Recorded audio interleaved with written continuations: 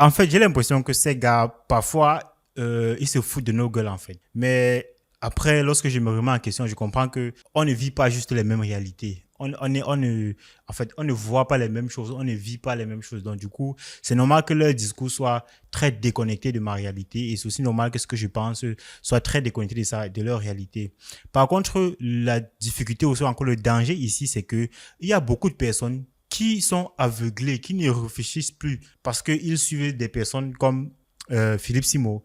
Ils suivent ce qu'ils disent à la lettre et du coup, ils n'activent plus leur cerveau, ils n'allument plus leur cerveau pour pouvoir réfléchir de façon objective, analyser la situation. Donc, dans cette vidéo, je vais réagir à cette autre vidéo que j'ai découverte tout à l'heure et les propos dans cette vidéo, ça m'a tout simplement choqué. Puis j'ai décidé de partager cela avec vous afin de vous éviter de commettre certaines erreurs.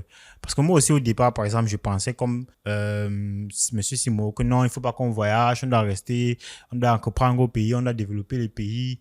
Mais après, aujourd'hui, j'ai radicalement changé d'avis par rapport à cela.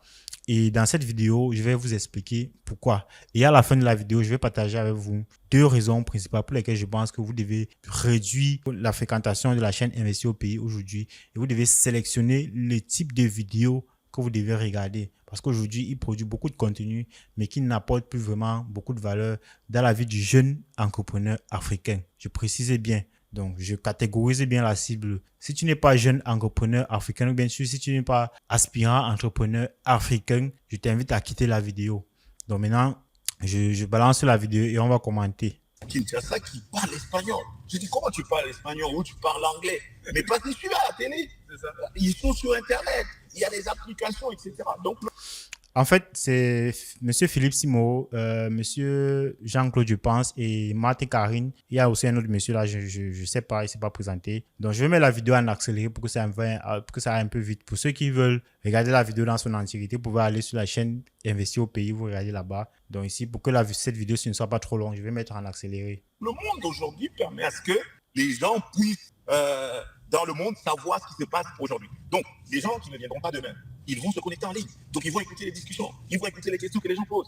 Donc, ça, c'est un trésor qu'il n'y avait pas il y a 10 ans, 20 ans, qui change complètement la dynamique, la compréhension du monde des affaires. Donc, si moi, je veux m'épanouir sur le plan des affaires, en termes d'opportunités, certes, il y en a au Canada, certes, il y en a en France, mais ce n'est pas la même chose qu'en Afrique. Donc, est-ce que tu quitterais le Canada totalement? je vais déjà quitter.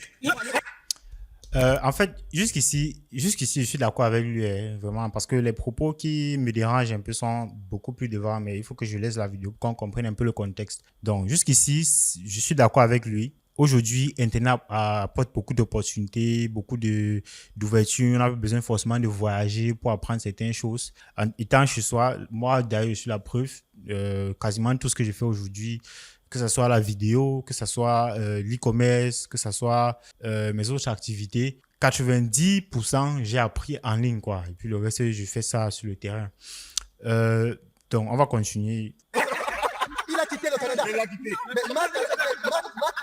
Mais Mais demande à Philippe. Il a quitté le Canada. il est bien avancé. Mais oui, mon enfant est à l'université, donc je vais lui offrir ce qu'il y a de mieux. Du coup, j'ai quitté là. J'ai quitté France. Moi, j'étais ici en France, j'étais CEO. Je dirigeais 42 pays. Ici en France, à Paris, dans une société cotée en bourse. Mais j'ai quitté. 2021, mars 2021, je suis allé. En fait, bon, première remarque, les gars, c'est que j'ai envie de dire que la majorité de ces gars-ci, ils ont quitté l'Afrique d'abord. Ils ont voyagé. La majorité, je ne connais pas réellement ceux qui tiennent ce discours de ne pas voyager et qui sont en Afrique. Personnellement, je ne connais pas. La majorité des personnes qui disent que non, il ne faut pas voyager, si on fait comme ça, il faut rester en Afrique, c'est ceux qui ont voyagé. Et ils ont hier voyagé. Pourquoi est-ce qu'ils ne sont pas restés en Afrique? Mais ils ont voyagé. C'est un peu comme ces personnes-là qui disent que l'argent ne fait pas le bonheur. C'est riche. Ces personnes qui ont l'argent et qui disent que l'argent ne fait pas le bonheur. Je suis d'accord avec vous, l'argent ne fait pas le bonheur. Mais laissez-nous d'abord gagner cet argent-là avant qu'on nous aussi on va expérimenter que ça ne fait pas le bonheur. Parce que ça fait beaucoup plus mal quand ton frère est malade, quand ta mère est malade et que tu n'arrives pas à payer convenablement un soin. Tu n'arrives pas à les envoyer dans les hôpitaux où ils auront les meilleurs soins. Tu n'arrives pas toi-même à te prendre en charge de façon vivre une vie convenable, une vie saine, une vie décente. Ça fait beaucoup plus mal. Donc, alors là, on ne pense même plus au bonheur. Le bonheur, ce n'est même plus une option. On se soucie d'abord comment est-ce qu'on va faire pour pallier à nos besoins de base, nos besoins du quotidien, manger, vêtir et se nourrir, la santé. Bref, je continue. Il fait ça. Mais on t'a viré, c'est toi qui es parti. Viré. Quelqu'un peut virer.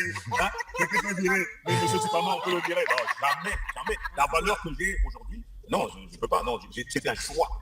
J'ai décidé. Mais parce que tu es CEO à Paris non, mais de 42 pays. Parce qu'en fait, tout à l'heure, tu as dit un truc intéressant sur les visas. Parce qu'on dit que, et je crois que quand on écoute Marc Karine, c'est ce que ça veut toucher. Aller au Canada, ça permet aux gens d'avoir des papiers pour se déplacer. Mais toi, tu dis que tu n'as pas eu besoin de ça. non, j'ai pas eu besoin. Mais est-ce que tu as le passeport canadien? Non, j'ai pas besoin. Non, C'est ce que je- Mais il dit non, il n'a pas besoin. J'ai pas besoin de passeport canadien. Tu as pris le passeport. Je suis congolais pour faire quoi? Pour faire quoi? Non, mais j'ai dit pour faire quoi?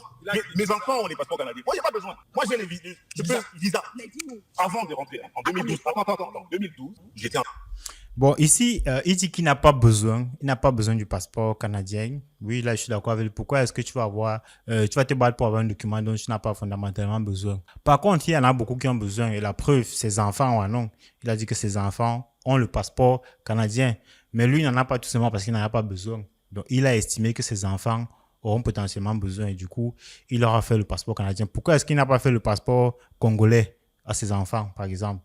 Donc, ces enfants ont le passeport canadien. Certains d'entre nous en ont besoin. Certains, je tiens aussi à nuancer. Pas tous. La preuve, pas tous veulent voyager. Nous, on est là. Moi, j'ai eu des opportunités de voyage à plusieurs reprises, mais je suis là. Je suis au pays. Je n'ai pas besoin, en fait. Je n'ai pas besoin. Moi aussi, je dis, je n'ai pas besoin. Par contre, il y a certains qui en ont besoin. Et il ne faut pas les décourager, en fait. Parce que même l'Afrique, même le pays a besoin que ses enfants voyagent aussi. Si on prend l'exemple, par exemple, avec la Chine. La Chine, aujourd'hui, a ses enfants un peu partout dans le monde entier. Je ne sais pas s'il y a un pays qui n'a pas au moins un quartier des Chinois. À moins que peut-être ce pays-là ne veut pas les Chinois dans l'écosystème. Mais les Chinois sont partout. Moi, j'ai même l'impression que le gouvernement chinois finance ces populations pour qu'ils partent envahir le monde. Je pense que nous aussi, on doit s'inscrire dans cette démarche-là. Pas plutôt le dire que non, si on a déjà un minimum. En fait, je pense que Philippe Simon lui-même dit que l'une des problématiques des Africains, c'est qu'on rêve petit. On ne pense pas grand.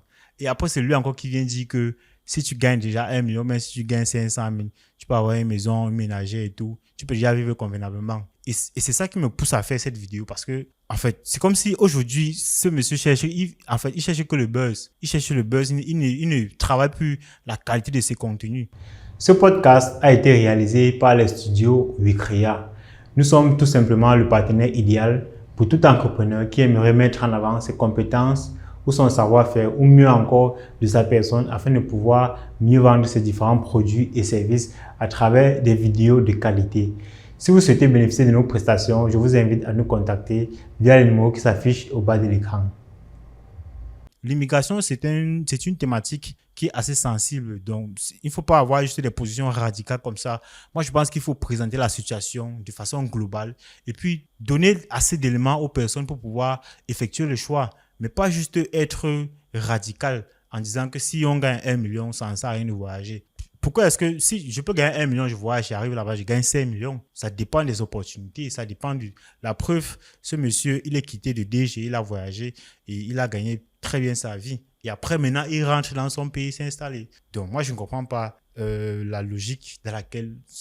Et c'est la raison pour laquelle je fais cette vidéo. Pour que toi, jeune entrepreneur africain, ne te laisse pas embrouiller, ne te laisse pas berner par ce type de contenu. On va continuer. En Australie. J'ai travaillé pour un groupe digital dans la téléphonie mobile Internet. J'ai quitté Brisbane pour venir à Kinshasa comme DG de Canal+. J'ai quitté. C'est pas la première fois. Et là, quand je suis allé travailler là-bas, j'ai eu le visa, j'ai eu le permis de travail. De l'extérieur, hein. J'ai pas besoin. Donc une entreprise, n'importe où sur la terre. Avant ça, en 2008, j'étais à Boston, Massachusetts. J'avais le permis de travail. Donc j'ai pas besoin de visa, de passeport canadien pour travailler dans le monde. Excusez-moi. À ton époque, il n'y avait pas d'investir au pays, il n'y avait pas YouTube, qui Oui. parlait de l'emploi en Afrique, tout ça. Je suppose qu'à cette époque-là, la plupart des Africains qui arrivaient en Occident, particulièrement au Canada, voulaient nécessairement avoir le passeport canadien. Non. Nous, en Qu'est-ce qui t'a 2004. motivé 2004. Non, 2004. Il faut rentrer dans l'histoire. Ok. 2004, je vais croiser un monsieur qui s'appelle Philippe. En fait, même ici, je ne peux pas certifier, mais je pense que la réponse n'est pas vraie. Parce que la question de Marc Karine est assez globale. Les Africains, elle a parlé des Africains de façon générale. À l'époque, on parle de quoi? 2002 ou 2004? 2002, même si c'est 2012. à cette époque-là, la majorité, même jusqu'aujourd'hui, la majorité des Africains qui sont à l'extérieur, ils veulent avoir les papiers. Ils veulent avoir les papiers. Comment ce monsieur peut dire que non? C'est-à-dire, sa posture à lui, il le généralise. Et ça, c'est l'une des problématiques avec ces gens-là. Il ne faut plus généraliser les choses parce que vous induisez des gens à commettre des erreurs. Présentez la situation de façon globale, donnez votre point de vue et laissez les gens faire leur choix. N'incitez plus les gens à faire forcément ce que vous pensez être idéal pour vous. Ce qui est idéal pour vous n'est pas forcément idéal pour nous. On ne vit pas les mêmes réalités. Et bon, je continue. Comme j'ai dit à l'entame, moi je m'adresse aux personnes qui vivent les mêmes réalités comme moi, les personnes qui sont en Afrique, qui charbonnent au quotidien, qui connaissent les difficultés. On va en parler tout à l'heure. Parce que eux là, même quand ils parlent de l'Afrique, c'est comme si c'est pas le même Afrique. Hein. Quand ils parlent de l'Afrique, c'est comme si c'est pas le même Afrique dans lequel moi je suis. Donc, on va continuer. S'il nous suit, si jamais il nous suit, non, je ne suis pas passé ça en français. Si jamais il nous suivrait, il allait confirmer. Le gars, il est venu au Congo. Moi, j'étais un bon manager, j'avais une bonne vie professionnelle, etc. Il m'a dit, tu as beaucoup d'expérience, il faut que tu le mettes à disposition du monde. OK. Il m'appelle, il était en Jamaïque. Il m'appelle, il me dit, monsieur, ici, on a besoin des managers qui ont ton expérience pour des territoires comme Suriname, comme Haïti, comme Trinidad, etc. Il dit, est-ce que ça t'intéresserait de te mettre en compétition internationale? J'ai dit, OK. J'ai démissionné, j'étais en CDI. Hein. J'ai démissionné pour un contrat de 12 mois. Il m'a dit, tu ne regretteras jamais. Je suis allé, En fait, c'est à partir de ce que ça devient intéressant parce que ce monsieur, il dit lui-même qu'il était au Congo, je pense, au Congo. Il était un bon manager, il avait une bonne vie, bonne maison, voiture. Bref, il était bien, il était confortable en fait. C'est-à-dire, il avait les conditions que monsieur Simo dit que si tu as ces conditions, on n'a pas besoin de voyager. Ce monsieur Jean-Claude, je pense. Moi, j'invite d'ailleurs Philippe Simo à mettre en avant ce profil, à donner comme exemple et que ce monsieur même donne des conseils à tous ceux qui veulent voyager sur comment, je pense qu'il devrait même faire des vidéos pour conseiller ceux qui veulent voyager, comment est-ce qu'ils doivent faire, comment est-ce qu'ils doivent procéder, quelques astuces pour pouvoir s'en sortir comme lui il l'a fait. Que de dire que non, si c'est que tu gagnes à tel montant, pas besoin de voyager. Moi, c'est archi faux. Je sais même pas, je suis même déçu par rapport à ce raisonnement de la part de Philippe Simo. Comment tu peux dire que si tu gagnes 1 million de francs CFA, tu n'avais besoin de voyager, tu restes au pays, tu développes ton business. Vous connaissez même les difficultés qu'on a ici au pays en tant que jeune entrepreneur. Vous connaissez comment c'est difficile de gravir les échelons. Vous savez comment arriver à certains paliers. C'est comme si on avait tout bloqué. Lorsque vous voulez créer l'entreprise, les difficultés, les impôts. Bon, on va en parler après. Je continue d'abord. Premier visa américain, c'est grâce à ce contrat-là que je l'ai eu. Et je suis parti en Jamaïque. J'ai passé mon test d'anglais. Donc, ça fait tous ceux qui nous suivent, il faut qu'ils apprennent plusieurs langues. Hein. L'anglais, c'est la langue des affaires. Donc, la seule condition qu'il m'avait posée. Et puis, en 3 mois, j'avais le visa et le titre de séjour. Donc, je pouvais vivre et travailler dans ce pays-là, tranquillement. Mais ça s'est répété à chaque endroit. Quel endroit sur la terre où je ne peux pas aller parce que je suis professionnel. Je suis dans les affaires. Donc, les visas, on les refuse aux gens qui n'ont rien. Tu n'as rien, tu fais rien, tu es au pays, là, tu fais rien. Mais on ne va pas te donner le visa. Mais si tu as des affaires. Bon, ici, quand même, je suis d'accord avec lui. Et bon, cette vidéo d'ailleurs ne s'adresse pas à ceux qu'on va refuser le visa. En fait, ici, moi, je ne remets pas en question l'aspect visa, documents et tout ce qui. Moi, je prends le volet de M. Simo qui décourage les personnes qui ont un certain niveau de vie au Cameroun ou encore en Afrique et qui veulent immigrer. Et puis, dans cette vidéo, j'ai découvert un profil qui va en contradiction avec ce qu'il a dit. Mais M. Simo ne met pas ce profil en avant. Il ne met pas ce type d'exemple en avant. Au contraire, il a mis en avant des exemples des personnes qui ont allé et qui ont échoué. Mais il y a aussi beaucoup qui arrivent et qui réussissent, comme ce monsieur. Et même si c'est que beaucoup arrivent et qui ne réussissent pas, c'est une problématique qu'on peut résoudre. Et je pense que ce profil peut grandement contribuer à pouvoir résoudre ce problème-là. Donc, présentez les choses de façon globale. Donnez des conseils. Soyez pragmatique. Si, par exemple, ce monsieur dit que voilà, si tu n'as pas tel profil, et vraiment de façon professionnelle, de façon détaillée, pas juste dire que si c'est qu'on a un business qui rapporte déjà tel montant, on ne voyage, ça n'est plus intéressant de voyager. Pour ma part, ce raisonnement ne tient même pas un peu la route. Mais on va continuer. Et tout. Donc, tu n'as pas besoin nécessairement d'aller vivre ailleurs pour avoir les papiers canadiens. Non, pas du tout. Moi, tu parles. Attends, je prends ton cas. Non, c'est Jean-Claude qui a Non, discute avec Jean-Claude. Moi, je n'ai pas de cas. Discute avec Jean-Claude. Est-ce que tu reconnais d'abord que Jean-Claude t'a dépassé? Non, Jean-Claude, en fait, il a été logique dans son raisonnement. Ce qui Donc- m'a convaincu dans son raisonnement, Oui. c'est que dès la base, il n'avait pas l'intention de prendre le passeport canadien. Et il s'est donné les moyens. Parce que ce n'est pas nécessaire. C'est un fantasme. Les gens pensent que c'est bien d'avoir le passeport si on en a besoin. Hein? Je ne dis pas que c'est mauvais. Je l'ai pris pour mes enfants, je l'ai pris pour ma femme parce qu'ils n'ont pas, il a ils n'ont pris pas pour sa femme la aussi. même exposition que moi, la même expérience que moi, etc. Donc du coup, qu'est-ce que j'ai fait? Voilà, J'ai notifié voilà. le passeport. Voilà. Sa femme et ses enfants n'ont pas la même expérience que lui, n'ont pas la même exposition que lui. Car si c'est que ta femme et tes enfants étant au Canada, déjà, ils n'ont pas la même expérience, la même expérience. Combien de fois nous qui sommes ici au pays, qui souffrons au quotidien? Car laissez-nous voyager, pardon, laissez-nous aller aussi avoir le passeport canadien là. Nous aussi, on veut aussi goûter au bonheur, on veut aussi que notre vie change. Et puis après, on dit que bon, on n'en avait pas besoin. On rentre maintenant au pays, on s'installe avec nos millions de dollars qu'on a pu réaliser à l'extérieur. Même si on n'a pas pu réaliser les millions de dollars, ce qui est sûr, on aura quand même gagné pas mal d'argent. On rentre maintenant, on s'installe au pays. On fait, je sais pas, si c'est les appartements meublés comme nos frères et sœurs font, si c'est les taxis, si c'est les VTC, si c'est... Bref, en fait, moi je ne comprends même pas le raisonnement de ces gars-ci. Mon frère, si tu es au pays et que c'est chaud, moi-même là, je me suis fixé un délai. Parce qu'avant, je n'étais pas dans cette logique. J'ai eu plusieurs opportunités de voyager, mais j'ai carrément refusé. Je ne regrette pas, mais pour les prochaines opportunités qui vont arriver, je vais mieux analyser, mieux réfléchir, me remettre davantage en question pour vraiment prendre des décisions réfléchies. Parce qu'avant, j'étais radical, c'était non, non, non. Mais j'ai compris que, en fait, c'est pas toujours ce qu'il fallait faire. On va continuer. Canadien pour mes enfants. Donc je ne dis pas que c'est mauvais. Ce que je dis seulement, c'est que ce n'est pas nécessaire.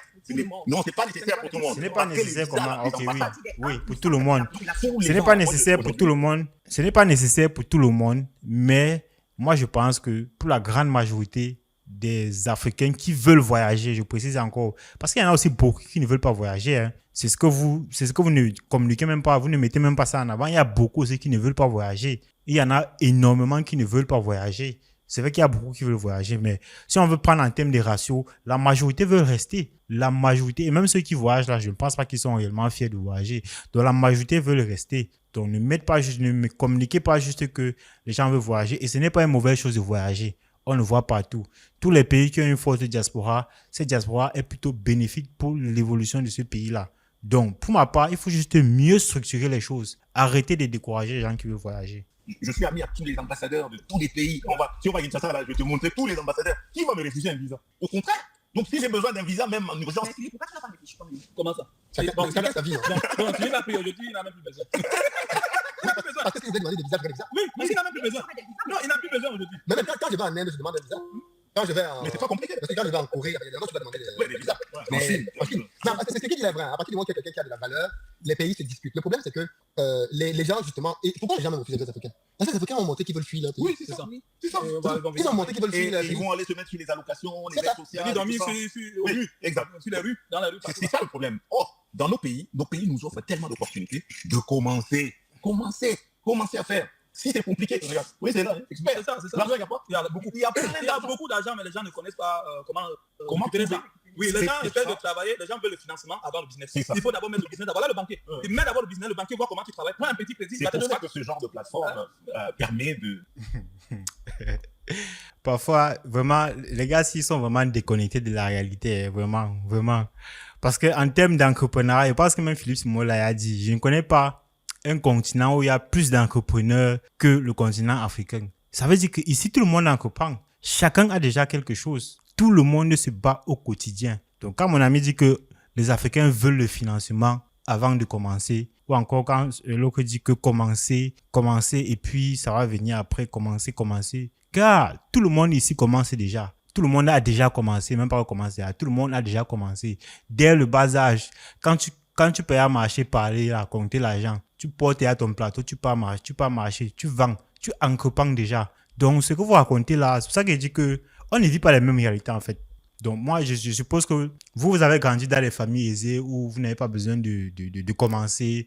Vous avez fréquenté, arrivé, papa a payé l'école, arrivé à l'université, vous avez fréquenté. Après le bac, vous avez voyagé, parti en bain, fréquenté. Et puis, la vie a toujours été rose, quoi. Nous, on souffre ici. Donc, ne nous racontez pas ces conneries-là. Il faut bien se construire lorsque vous communiquez. Parce que sachez qu'il y a des profils comme nous qui vous suivent. Et lorsqu'on suit ce type de discours, pour la majorité, pour la plupart, moi je connais parce que j'étais dans cette posture avant, on va juste suivre ça et appliquer bêtement. On ne va pas allumer le cerveau là pour prendre vraiment des décisions rationnelles. Et c'est d'ailleurs la raison pour laquelle je fais cette vidéo. Pour dire que non, ne regardez pas les choses juste sur l'angle que ce monsieur vous présente. Réfléchissez aussi autrement. Et pensez aussi à vous, pensez aussi à ce qui serait idéal pour vous. L'entrepreneuriat au pays est difficile. Je vais en parler tout de suite. Parce que moi, j'entreprends au pays depuis 4 ans déjà, de façon active. J'ai créé ma première entreprise, ça fait déjà plus de 3 ans aujourd'hui que j'ai créé ma première structure. Donc, je sais de quoi je parle. Je suis entrepreneur au Cameroun. De démystifier, c'est ça. Ça va permettre de libérer la connaissance dont nos pays, c'est ça, nos jeunes ont besoin chez nous. Ce débat-là, on a fait une émission qui va durer. Marc-Karine, est-ce que tu es convaincu que tu vas changer ton discours sur le Canada? Le Canada a changé ta vie. Tu as pris le Cameroun pour aller au Canada. Alors, Ça va bien, ça va avec nous. Tout le monde n'a pas mon potentiel. mais oui. Tout le monde ne réfléchit pas comme moi. Donc, tu veux dire que le Canada, c'est plus faible?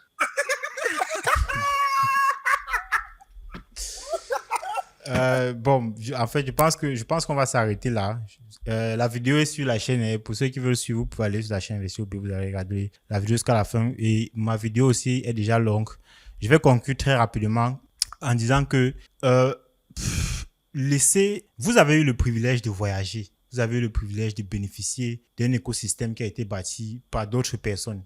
Et certains parmi nous veulent aussi pouvoir suivre votre chemin, suivre vos pas, afin de pouvoir aussi bénéficier de ces avantages que vous avez bénéficié. Donc, ce que moi j'attends de vous, c'est que vous nous communiquiez sur les bonnes pratiques à avoir pour pouvoir bénéficier de cet écosystème. Quelles sont les erreurs que vous avez commises lorsque vous étiez là-bas, afin que nous qui empruntons ce chemin, ne commettions pas les mêmes erreurs. Présentez-nous la situation vraiment de façon globale. Prenez par exemple le cas de monsieur qui gagne 1 million. Dites que voilà. Étant là-bas, voilà. Est-ce que vous avez même d'abord creusé? Quelles sont ses compétences? Quel est son business? Quelles sont ses ambitions? Qu'est-ce qu'il va aller là-bas faire? Je ne sais même pas si on a cherché à savoir. Et voilà aussi un profil là-bas qui était DG, bien situé, un cadre, mais qui a abandonné, qui a démissionné pour aller se chercher ailleurs. Je pense qu'on va écouter cette partie où M. Simo dit que si tu gagnes, je ne sais pas, c'est 300 ou c'est 500 000. On va écouter ça un peu. Donc, tu m'as dit que ceux qui sont allés au Canada, c'est parce que ça les a dépassés. Remplis de la puissance de l'intelligence en haut. Ils sont capables de produire le surnaturel. C'est ça qui est nécessaire. Les gens doivent activer ce qu'il y a dans leur entrepôt. Pourquoi ils ont besoin de se connecter à la source de quoi? À la source de ça. Exode 31 parle de l'intelligence d'innovation, l'esprit d'innovation, l'esprit supérieur, l'esprit qui est capable. Donc ça, on n'a pas besoin nécessairement d'être à Montréal ou d'être à Toronto, d'être à Kinshasa. Quel que soit l'endroit où Dieu te veut, tu vas réussir. Ça veut dire qu'il y a des gens que Dieu ne veut pas au Canada, mais qui sont au Canada. Mais il y a le cas de Philippe là. Philippe va nous expliquer. Mon cas, je suis venu étudier en France, mais nous, on n'a pas le même cas. Lui, il a commencé à travailler au pays. Est-ce que tu peux cracher ce qui a fait que tu sois. Je n'ai jamais craché sur le Canada. Et je n'ai jamais dit qu'il faut pas aller au Canada. Je n'ai jamais dit ça. Il a décidé d'être entrepreneur. Maintenant, il laisse ça. Ça veut dire que si au début, il avait décidé dès le début d'être entrepreneur, il ne devait pas. Parce qu'en fait, il faut dire la vérité aux gens. Oui. La vie en Europe, pour la majorité de nos concitoyens, la vie en Europe, Il a changé. Il n'avait plus besoin de cette façon. ici tu es dans les beaux quartiers, tu as combien d'Africains? Combien d'Africains réussissent réellement en Europe? Pas beaucoup, beaucoup. Et il faut dire cette vérité. Donc, plutôt que parce qu'un gars qui a 500 000 francs au Cameroun, il a une dame de ménage, il a un chauffeur, il a un vigile, un jardinier, un cuisinier. Ici en Europe, il faut qu'il gagne 15 000 euros pour pouvoir avoir ça. En fait, c'est la partie qui m'intéressait. Bon, je suis d'accord avec lui que beaucoup ne réussissent pas en Europe. Je suis d'accord avec lui. Mais aussi, on voit beaucoup de personnes qui utilisent l'Europe comme levier ou encore qui utilisent l'Occident comme levier pour pouvoir réussir en Afrique. Ça veut dire que toi qui pars en Europe, après tes 5 ans, 10 ans, je sais pas trop, dépendamment de tes capacités, tes compétences, tes opportunités, tu peux facilement avoir un levier pour rentrer en Afrique et avoir une vie plutôt acceptable. Et pour ma part, pour ceux qui veulent emprunter cette voie, ne les découragez pas. Et aussi, si c'est que les Africains ne réussissent pas en Europe, c'est un problème. Pourquoi est-ce que vous ne réussissez pas en Europe, vous qui êtes là-bas? Pourquoi est-ce que vous ne réussissez pas là-bas? C'est un problème. Et pour ma part, c'est le problème qu'il faut résoudre, vous qui êtes là-bas. Mais pas juste dire que non, il ne faut pas voyager. Parce que celui qui, au Cameroun, je pense sincèrement, celui qui au Cameroun est assez smart pour pouvoir mettre sur pied un business qui rapporte un certain, par exemple, 1 million de francs CFA, comme il a dit. Si cette personne-là est encadrée, si on lui donne les bons outils, il peut faire du x10 à l'extérieur. Donc, pourquoi ne pas encadrer ce type de profil-là pour pouvoir bénéficier des opportunités qu'offre l'Occident? Pourquoi les décourager forcément? Donc, pour ma part, il faut vraiment nuancer les choses. Et moi, aujourd'hui, en tant qu'entrepreneur au Cameroun, comme j'ai dit, on va parler des difficultés en tant qu'entrepreneur au Cameroun. J'ai produit déjà une vidéo. Il y a cela quelques jours, j'ai produit une vidéo. Je n'ai pas encore posté. Je vais poster la vidéo probablement le lendemain du jour après avoir posté cette vidéo. Donc, je vais poster ça sur la chaîne où j'explique en détail les difficultés dont j'ai à faire face. Donc, comment j'ai surmonté certaines je subis encore jusqu'aujourd'hui. Mais surtout, s'il fallait que je recommence, comment est-ce que j'aurais fait pour pouvoir aller beaucoup plus rapidement. Vous allez regarder la vidéo et puis vous allez mieux apprendre. Mais ici, déjà, j'ai envie de dire que l'écosystème est difficile de façon globale. L'écosystème est rude. La preuve même d'ailleurs, la majorité d'entre vous qui êtes là-bas en Europe, qui êtes en Occident, lorsque vous revenez, si vous échouez lamentablement. La majorité, même Monsieur Simo, la majorité de ces projets en Afrique ne fonctionnent pas réellement comme il s'attendait. Il y a beaucoup de difficultés, beaucoup d'aléas, trop de choses qu'il faut contrôler. Ça, on ne le dit pas assez. L'environnement est difficile. C'est pour les champions. Comme M. Simo a dit, ce sont les faibles qui partent au Canada. Et effectivement, je pense que c'est ça. Si tu n'es pas assez fort, assez téméraire, si tu n'as pas un mindset de lion, de guerrier, tu ne peux pas t'en sortir dans cet écosystème. Et il y a beaucoup de personnes qui n'ont pas ce profil. Je prends un exemple. Faisons un peu un comparatif de tous ceux qui produisent du contenu business en ligne, tous ceux qui entreprennent en ligne et qui ont de l'impact. Au Cameroun, par exemple, on va citer Philippe Simo, on va citer Marthe Karine, on va citer Claudel Noubissi, on va citer Stéphanie Bidabo. On va s'arrêter là. Il y en a beaucoup d'autres. Si on part en Côte d'Ivoire, par exemple, on va citer Jean-Yves, on va citer quoi? Ibrahim Kamara, on va encore citer qui? Bref, il y en a plusieurs. Et l'une des choses que toutes ces personnes-là ont en commun, c'est que eux tous, ils ont fait l'extérieur. Eux tous, ils étaient à l'extérieur. Et aujourd'hui, on voit les résultats, on voit comment ils se déploient. On voit leur mindset. Nous aussi, on aimerait avoir le mindset que vous avez là. Et en restant au pays, c'est pas évident d'avoir ce mindset. C'est pas du tout évident. Par exemple, comment avoir les financements? Ça, c'est quelque chose que, sur le plan local, c'est compliqué d'avoir ce type d'informations. Parce qu'on va aller se former où? Même seulement pour avoir le stage, c'est compliqué. La majorité de nos milliardaires ici, même les livres, ils n'ont même pas écrit. Ils se cachent. On ne les connaît même pas. D'autres qu'on connaît, ils ne font pas de conférences. Ils n'écrivent pas de livres. On les invite. Ici, je suis dans mon studio podcast. Ici, nous sommes dans mon studio podcast. J'ai eu invité plusieurs personnes ici qui font du chiffre pour venir partager avec nous comment est-ce qu'ils font. Mais ce n'est pas dans notre culture de partager. Si vous souhaitez créer votre propre émission podcast, alors nous mettons à votre disposition notre espace, notre matériel, notre expertise et nous pouvons aller beaucoup plus loin. Nous pouvons vous accompagner lors de la communication de votre émission podcast. Je tiens à préciser ici que nos locaux sont totalement amovibles. C'est-à-dire nous pouvons créer 10 émissions podcast dans ces studios et chacune de ces émissions auront un décor entièrement différent de l'autre. Et je tiens aussi à préciser que vous n'êtes pas obligé de venir ici dans nos locaux afin de réaliser vos émissions podcast. Nous pouvons nous déplacer avec le matériel nécessaire vers vous afin de vous permettre de réaliser vos émissions podcast où que vous soyez. Donc, si vous avez un projet podcast, je vous invite à nous contacter afin que nous puissions travailler ensemble pour permettre à ce projet de voir le jour. Donc, on se dit à très bientôt dans nos inbox.